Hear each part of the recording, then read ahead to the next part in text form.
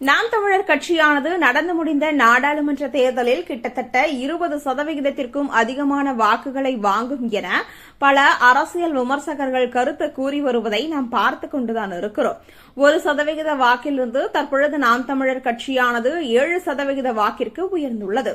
அதேபோல் இளைஞர்கள்தான் நாம் தமிழர் கட்சியின் பின்னால் இருக்கிறார்கள், அவர்கள்தான் இந்த ஒரு வேகத்திற்கு காரணம் என பலரும் கூறப்பட்டாலும் தமிழகத்திற்கு எந்த அரசியல் தலைவர் ஒத்துப்போவார் என்பது மக்களுக்குத்தான் புரியும் என்பதே பலரின் பதிலாகவே இருந்து வருகிறது.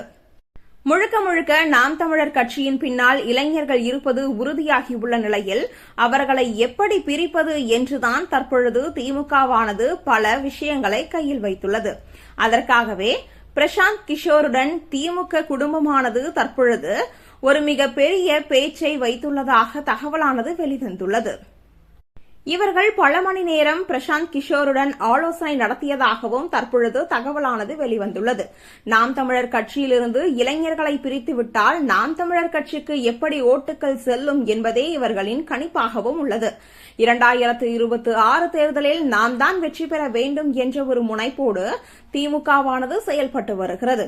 ஆனால் நாடாளுமன்ற தேர்தலிலேயே சீமான் அவர்கள் மிகப்பெரிய வாக்கை பெற்று வெற்றி பெறுவார் என்பதில் எவ்வித மாற்று கருத்துமே கிடையாது என்பதுதான் உண்மையான செய்தியாக இருந்து வருகிறது.